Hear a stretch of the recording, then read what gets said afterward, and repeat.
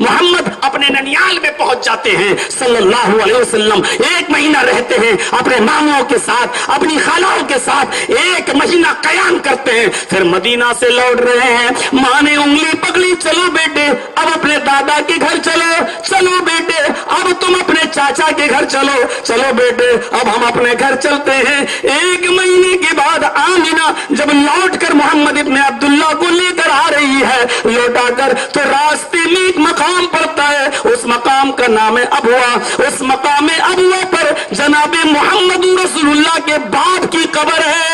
آمنہ نے کہا بیٹے چلو میں تمہیں تمہارے باپ کی قبر دکھاتی ہوں۔ آمنہ نے انگلی پکڑی اور پہلی مرتبہ محمد ابن عبداللہ 6 سال کی عمر میں اپنے باپ کی قبر کو دیکھ رہے ہیں۔ آمنہ اشارہ کرتی ہے یہ تیرے باپ کی قبر ہے۔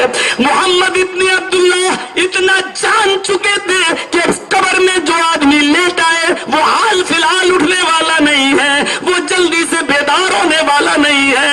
آپ نے پہلی مرتبہ اپنے باپ کی قبر کو دیکھا اور غم کے آنسو اس موقع پر پہلی مرتبہ جناب محمد ابن عبداللہ کی آنکھوں میں آتے ہیں۔ یہ 6 سال کی عمر تھی، پہلی مرتبہ اپنے باپ کی قبر کو دیکھ رہے ہیں اور پہلی مرتبہ باپ کی قبر کو دیکھ کر آپ کی آنکھوں سے آنسو بہہ پڑتے ہیں۔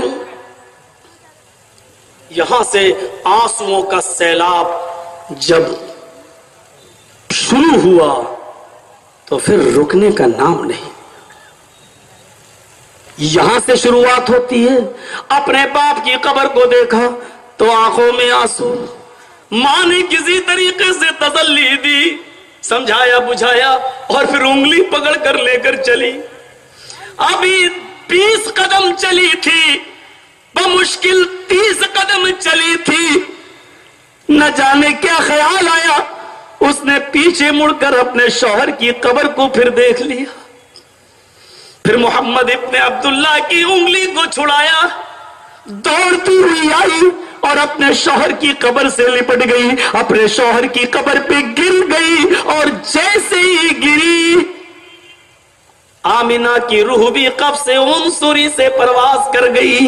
باپ کی قبر کو دیکھا تو آنسو، ابھی آنسو خشک نہیں ہونے پائے تھے، آمنہ ہی نے سمجھایا تھا بجھایا تھا، بیٹے کے آنسو پہنچے تھے کہ اسی قبر کے پاس اپنے ماں کو بھی دیکھ لیا کہ میری ماں کی روح بھی نکل گئی، میرے ماں کا بھی انتقال ہو گیا۔ جب ماں کی انتقال کی بات جب نبی کی سمجھ میں آئی تو اپنے ماں کا چہرہ دیکھا، یہ دوسرا موقع تھا جو اسی جگہ پھر نبی اکرم کی آنکھوں میں آنسو جاری ہو گئے۔ یہ دوسرا موقع تھا، یہاں پھر محمد ابن عبداللہ کی آنکھوں میں آنسو آ گئے۔